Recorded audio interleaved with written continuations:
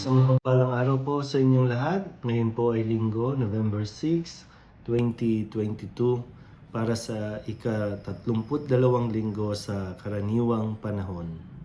Ang ating pong unang pagbasa ay hinango sa ikalawang aklat ng Makabeo, chapter 7, verses 1 to 2 and verses 9 to 14. Noong mga araw na iyon, isang ina at ang kanyang 7 anak na lalaki ang ipinahuli ng hari. Sila'y pinahirapan para piliting kumain ng karning baboy na ipinagbabawal ng Diyos. Isa sa mga anak ang nangahas tumayo at nagsalita, "Ano ba ang inyong ibig mangyari sa pagpapahirap sa amin? Matamis pa sa amin ang mamatay kaysa lumabag sa mga kautusan ng aming ninuno."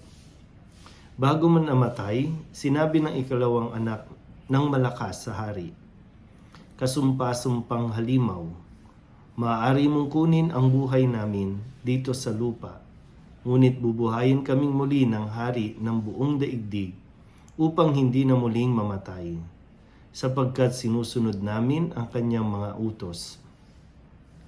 Ganon ding parusa ang sinapit ng ikatlong anak.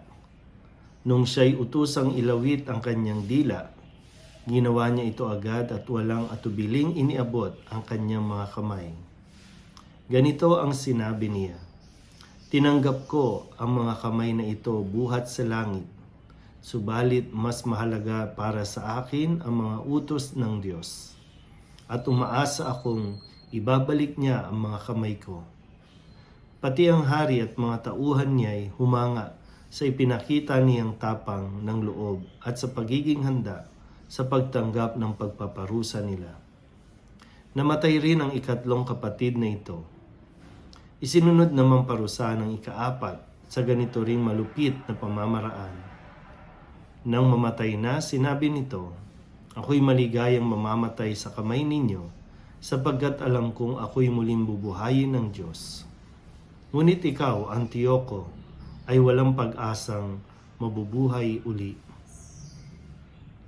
Ang salita ng Diyos. Muli po isang mapagpalang araw sa inyong lahat. And palapit na po na ang pagtatapos ng kalendaryo sa atin pong liturhiya. Mayroon na lamang po tayong 2 linggo at papasok na po tayo sa tinatawag nating Adbyento. Kung kaya't sa ating pong mga pagbasa ngayon at sa mga susunod pa ay laging nakatuon ang tema sa kabilang buhay, no? Sa kamatayan, no? At nitong nakalipas na araw lang ay ginunita natin ang mga yumaong mga pumanaw na mahal natin sa buhay, at sa buong buwan ng Nobyembre sila po ay inaalaya natin ng panalangin, no, lalo tigit ang mga kaluluwa sa purgatorio. Tunay nga po, no, na sa ating pong unang pagbasa ay kahanga-hanga po ang ipinakita nitong 7 anak na ito. Baga mas shortcut po, pero pwede niyong basahin yung kabuuan ng ikalawang Makabeo chapter 7 verses 1 to 14. Tapusin nyo para yung 7 anak po kasi yung naririto. At lahat ng 7 anak na ito ng lalaki ay pinatay, no? Dahil lamang sa hindi nila pagsunod sa ipinag-uutos ng hari na ipinagbabawal ng Diyos. At sila po ay talagang nagpakita ng katapangan na manindigan alang-alang sa pananampalataya, alang-alang sa pagsunod sa Diyos. At ang isa pong hinahangaan ko dito ay ang kanilang ina, no, na talagang naturuan ng mabuti nitong inang ito ang kung paano mamuhay ng may takot sa Diyos. Hindi natakot sa tao, lalo tigit hindi natakot harapin ang kamatayan dahil nga naniniwala sila na mayroong buhay na ipagkakalob ang Diyos pagkatapos ng buhay sa mundong ito.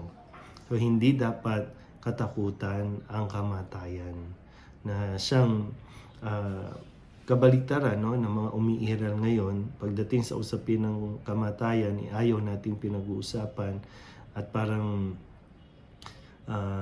laging ano no, kumbaga knock on wood, wag nawang sana no, lagi tayong wag nawang mangyari. Pero yun nga po no, sinasabi sa atin, hindi dapat katakutan ng kamatayan, lalo tigit sa panahon na kailangan natin isuko ang ating buhay no, na kapalit po ng no, ng pagsunod sa kagustuhan ng Diyos.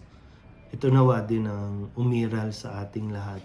O yan, hindi madali, maraming natatakot at nakakatakot din naman. No? And imagine ko nga kung ako yung nandun dun sa sitwasyon, no? Kung ano po ba ang gagawin ko kung sakali na patayin din, no? At sabihin na papatayin pero bubuhayin kung susundin lang yung maling iniutos sa akin. Pero ganun pa man, maganda pong tingnan din at suriin, lalo tigit sa mga magulang, kung ang ating bang, ang inyo bang mga anak, kung sakasakali, kayo po ay papanaw na, kayo po ay aalis na sa mundong ito, masasabi niyo po ba kaya na naturuan ninyo at naibigay ninyo ang isang matibay na pananampalataya sa inyong mga anak, para nang sa ganun ay kung sakaling sila po ay subukin, ay manatili po silang matatag sa harapan ng Diyos. Maganda po na ngayon pa lang ay mapag-isipan na rin natin ang pagnilayan, dahil ang kamatayan ng isang realidad na dapat nating harapin. Mararanasan at mararanasan natin ito sa ayaw at sa gusto natin, dahil ito ay isang proseso na dapat natin pong pagdaanan bago tayo makapunta sa kabilang buhay. Kaya nga po, papanaw lang, no? Hindi pa ito yung buhay na kailangan natin maranasan. May buhay pagkatapos ng buhay sa mundong ito. Muli po, isang mapagpalang araw.